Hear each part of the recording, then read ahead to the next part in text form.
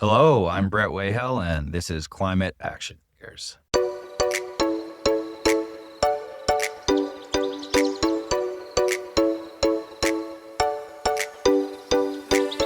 Hello and welcome to the final edition of our 5-part series that explores First Nations wisdom and voices on climate action figures. My name, as always, is John Whidden, and this week on the show, you get to meet Brett, the one who connected us with all of our last 4 guests.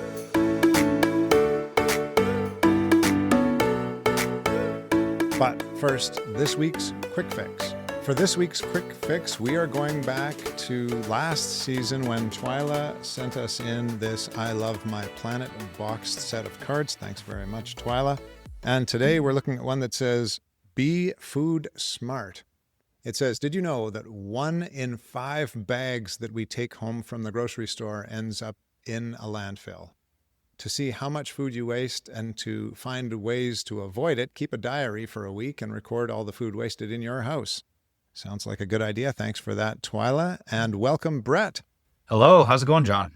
I'm great, thanks. What do you think about that quick fix? I think that is very topical for some of the stuff that we're going to talk about today because, part of our whole greenhouse project here at Piikani Nation Secondary School is all about being food smart from, the seed to the compost. So the entire cycle of food and the entire cycle of nutrition with our bodies and how, we take from the land to empower ourselves and then we give back to the land. And, here at the school, we really want students to be involved in all processes of the food cycle, from growing their own food to processing their own food, storing their own food, and composting any waste that's left over. The whole big picture there. Exactly. And then we also get into that First Nations way of looking at things in terms of using everything and being thankful for every part and not wasting. So but let's not get ahead of ourselves here. Brett, you're a school administrator at Piikani Nation Secondary School, but not a First Nations member yourself. So how did you get connected with the people there? I originally wanted to be an ethnobotanist and study, traditional plants and medicines, maybe down in the Amazon rainforest. And during my undergrad, I actually had a chance to go spend a month down in the Amazon. And, actually during that time, I got to participate in a ceremony with a shaman. And, during that process, I kind of received some wisdom that I, didn't really know how to put into my life at the moment. The vision was that, hey, wanting to learn about plants and medicines and protect the environment and everything is all good, but why are you flying all the way down here to Ecuador to do that? And the wisdom that I received was that I was going to come home to Canada and I would be doing ethnobotany work here and in helping, the people back in Canada in my neck of the woods, I would by proxy be reconnecting back to South America and helping, the people of the Amazon rainforest and Ecuador. So I finished up my undergrad degree.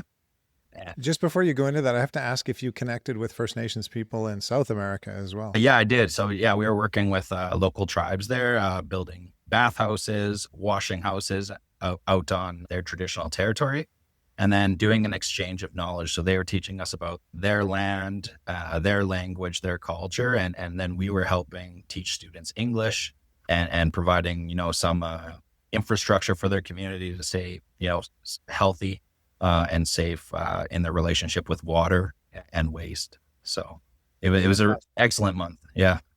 Sounds like quite an experience. Okay, so back to your education and how that connected you to the First Nations people here. Yeah, so my professional inquiry project that I did was completely based on kind of breaking down the walls of the classroom, breaking down the tyranny of the clock, and really reimagining, how we view modern education. A big focus on getting out on the land and learning not only from the land's occupants, the animals, the plants, the people that use that land, but also learning from the land's time scale, really broadening the sense of education beyond the 45-minute class block.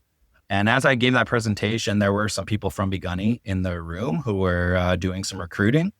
and said, hey, we really loved your presentation. We think you would be a good fit out in Piikani, and we need a science teacher, and you're a science teacher. And I had a choice to make between, going to CCH, big Catholic high school, teaching science there, which was, kind of my childhood experience, or taking the opportunity, the privilege to go somewhere new, go somewhere unfamiliar, and put myself into a position where I'm going to get to learn every single day. And I'm going to get to continue my lifelong educational journey. So that's what I went with. I decided to go with Piikani. 2 weeks ago, we spoke with Gracie and heard her story about telling you about collecting sweetgrass. Why was that important in the genesis of this whole sweetgrass program? So when I first started out in Piikani, the lands department head and one of our board of trustee elders kind of pulled me aside and said, okay, hey, Mr. New Science guy, we have a task for you.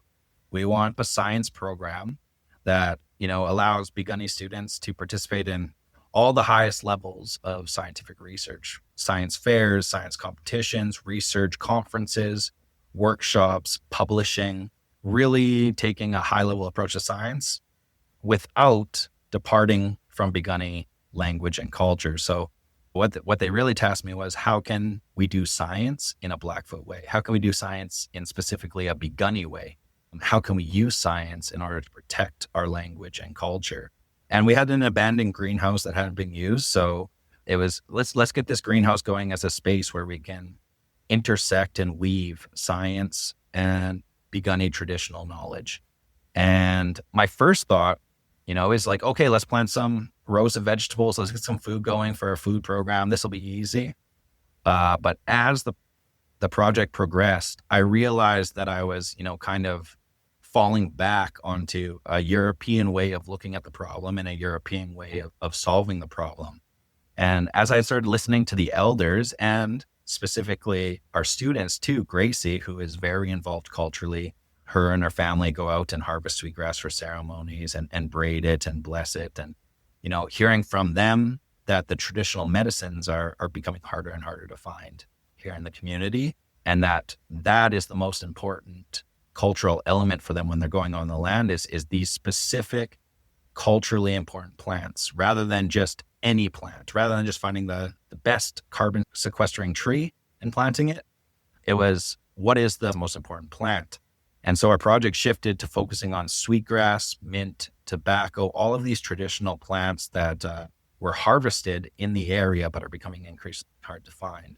Through talking with Gracie and her telling me her stories about her family and how important sweetgrass was to her, we decided as a team to focus on sweetgrass first in the greenhouse, because if we can do it with sweetgrass, then we can do it with any other plant down the road. But we're going to have community buy-in, we're going to have cultural buy-in, and our students are actually going to care about the plants that are growing in the greenhouse because it's important to their daily life.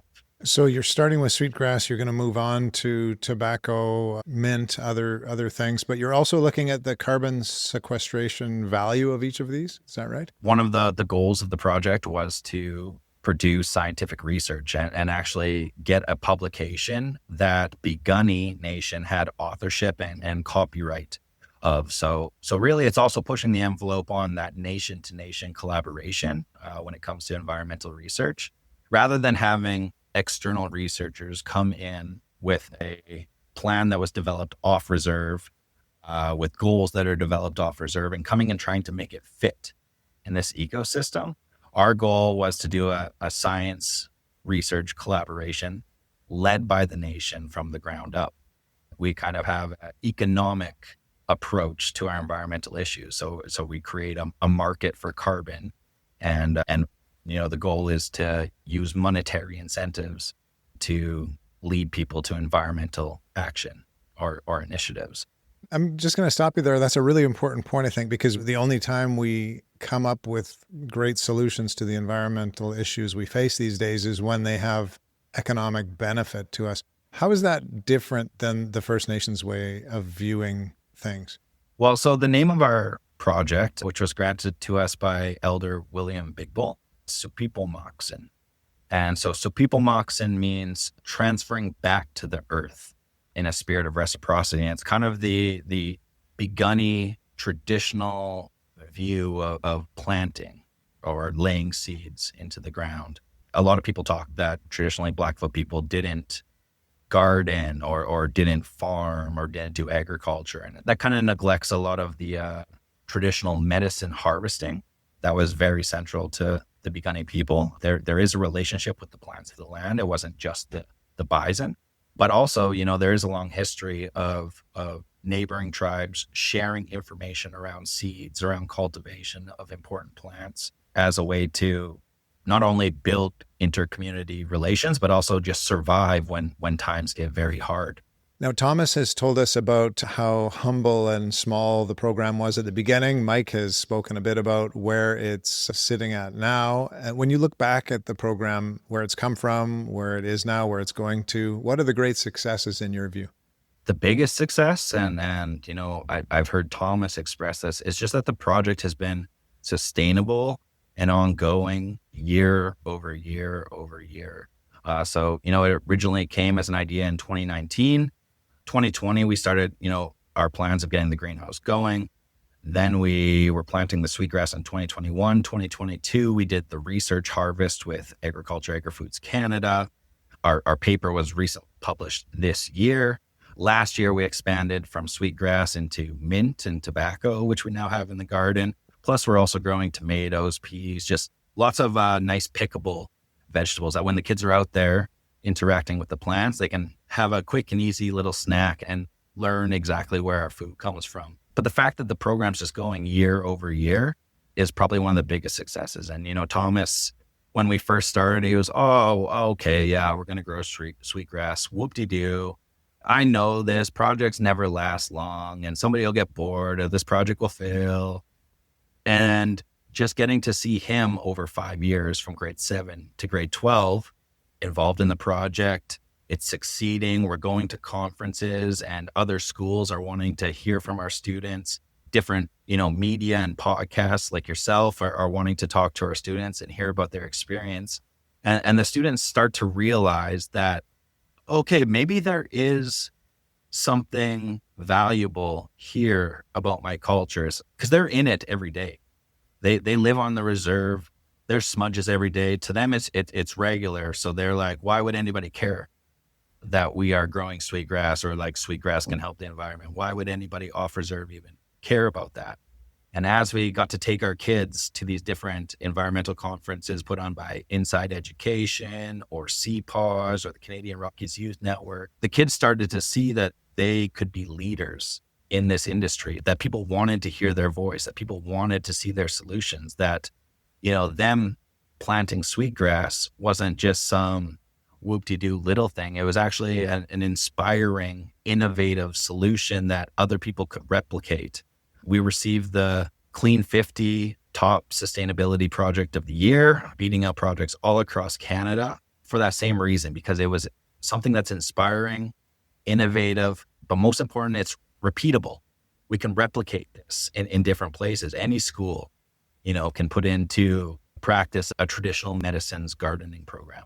Any sort of cultural planting program. To me, the real big thing is environmental solutions that go through culture first.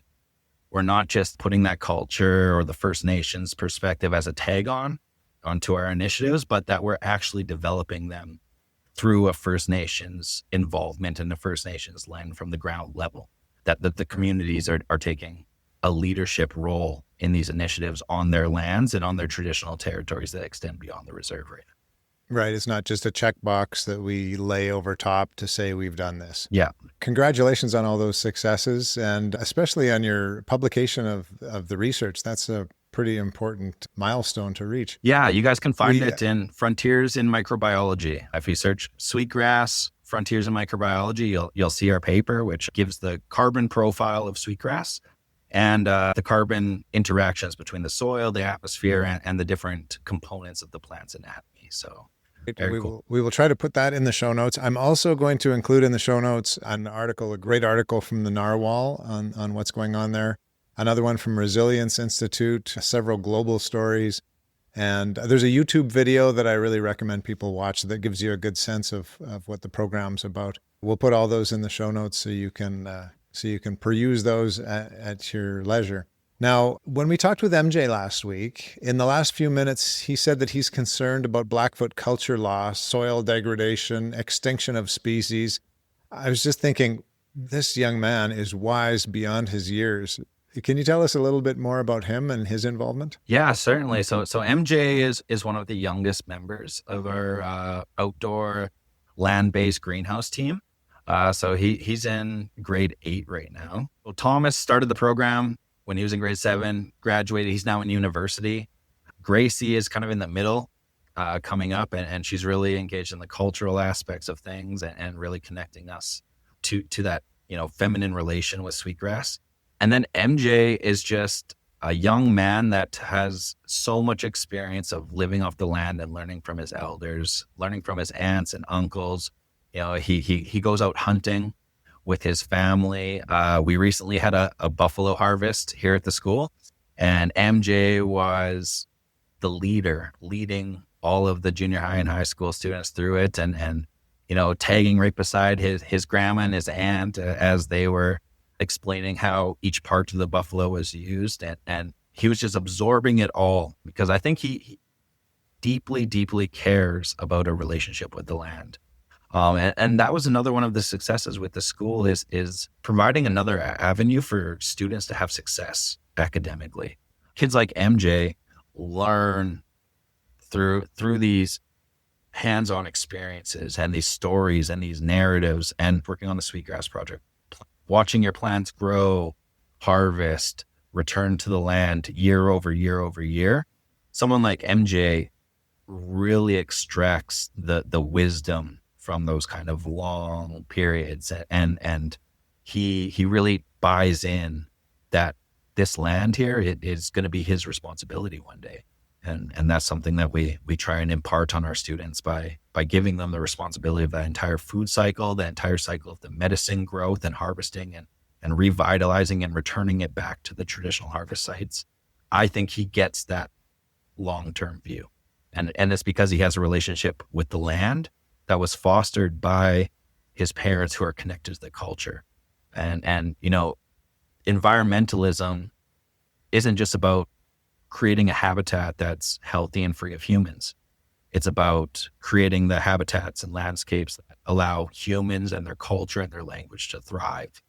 When we think about all the damage done by residential schools, 60 Scoop, et cetera, it's wonderful to see some of this healing taking place and reconnection with the land with young people, isn't it? Yeah, and we're at an interesting state with curriculum and the inclusion of First Nations perspectives, First Nations knowledge. And I think it's just really critical that we don't just plug First Nation languages and words and ideas into Google Translate to make them fit into the Alberta curriculum. I think it's a more difficult task, but it's a more important task for us to take concepts of the Alberta curriculum and have them infused through Piikani language and culture, through First Nations language and culture, rather than us stuffing their culture into the Western academic system. It's what value from the Western academic system does the language and culture want to take, right? And how can they use those tools and strategies under their own priorities, under their own leadership and guidance to solve the problems that are important to them, not necessarily important to the entire world.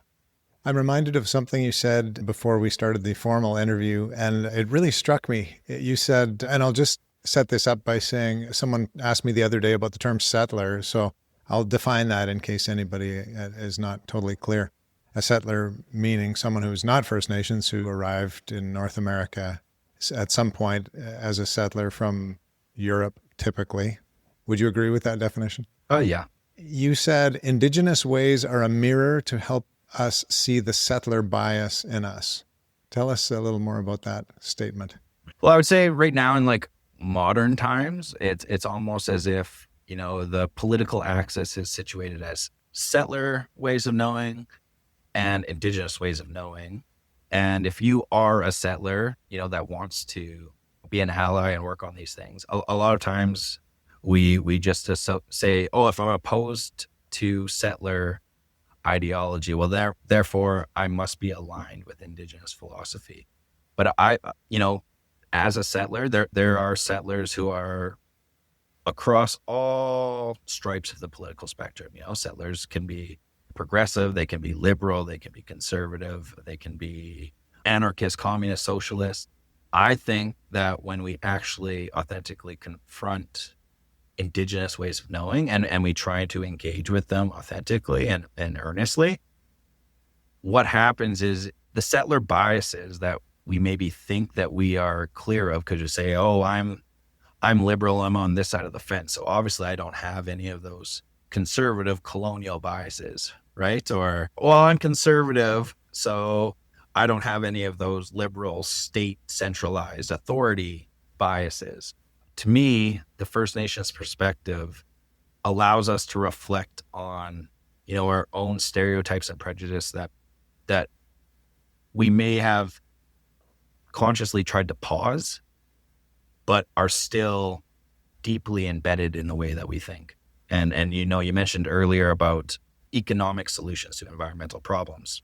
To me, I think trying to do this project led through Piikani revealed to me the bias towards economic yield and economic profit and margins and everything being monetized that exists on both the left wing and the right wing of settler ideology. And I think that's something that a lot of people are blind to, that the solution can't just be, we're just going to put up a bunch of windmills and solar panels on the reserve, and that's going to solve all the problems. There are settler biases still contained within the environmental movement that a lot of, I think, environmentalists are kind of blind to in themselves. And that's something that was revealed to me through my own, approaches to this project, thinking, oh yeah, let's just slap some solar panels up and grow some vegetables. And because we're making cheaper energy, there's going to be a energy yield, plus we've got a produce yield, and we're going to be able to start stacking profit into the future.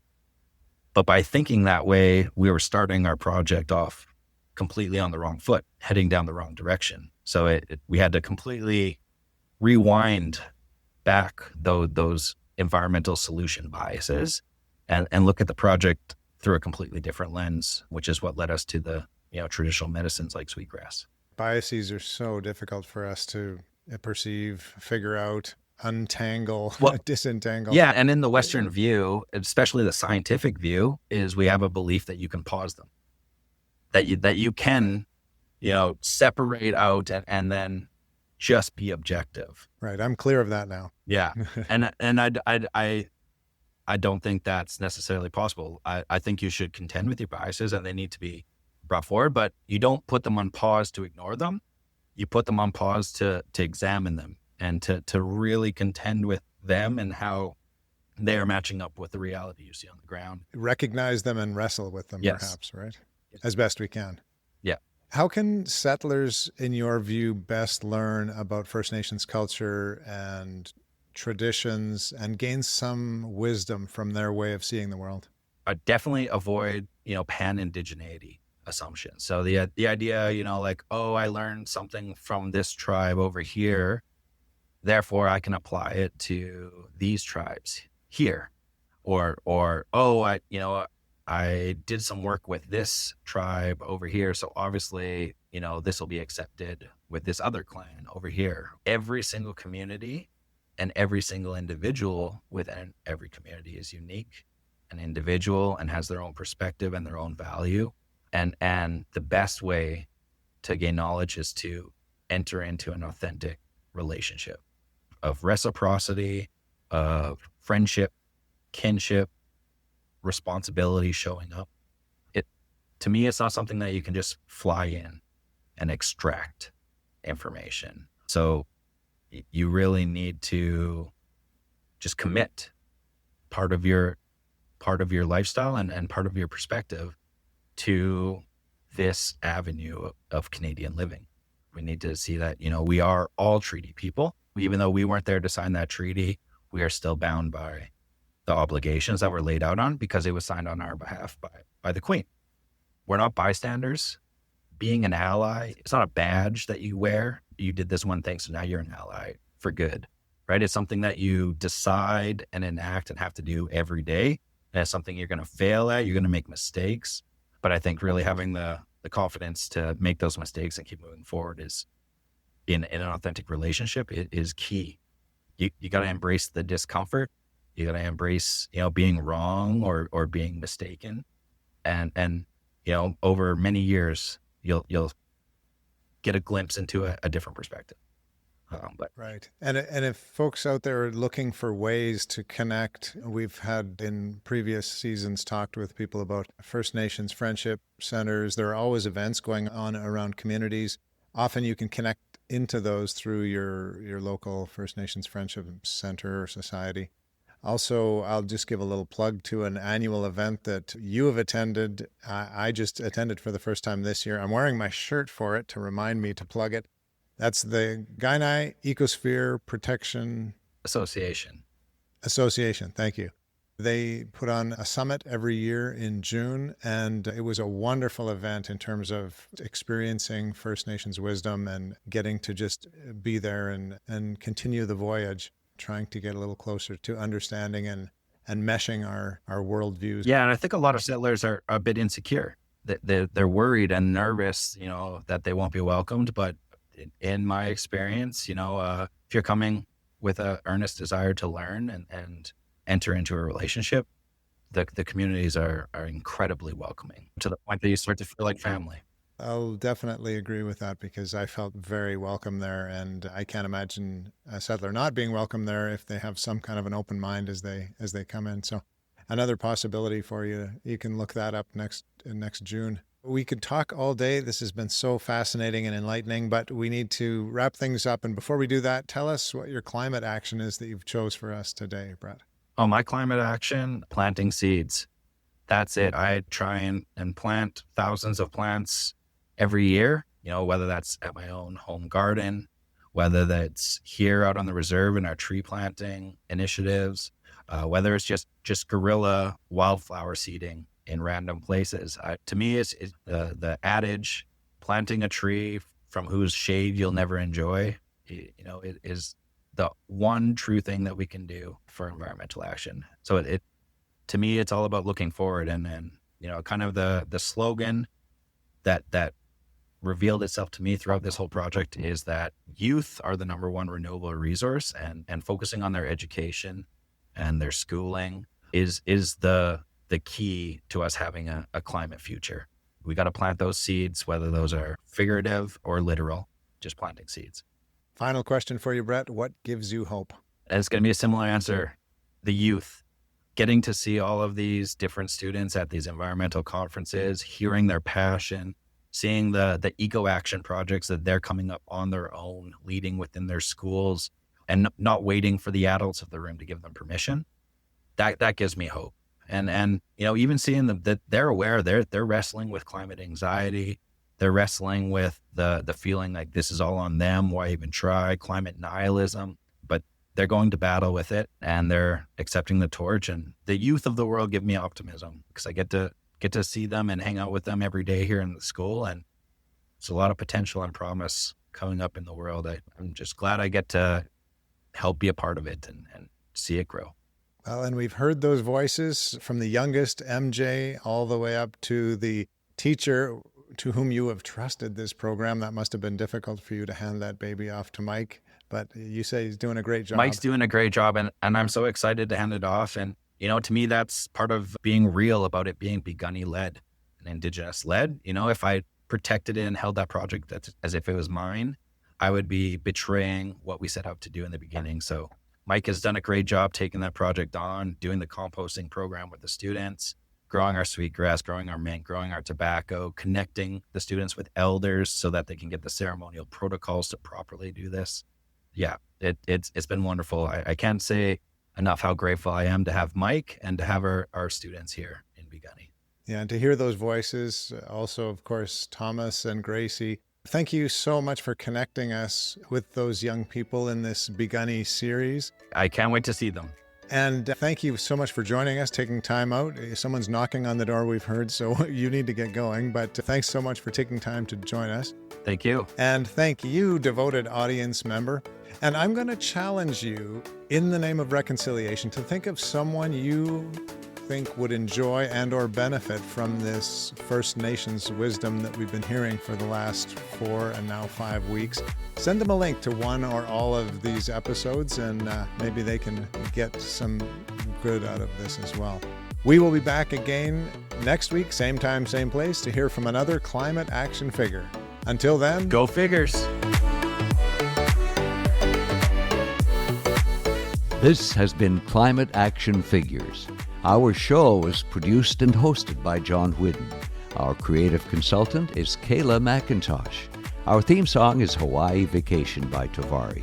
You can find us on Instagram, Facebook, and YouTube at Climate Action Figures. That's all one word.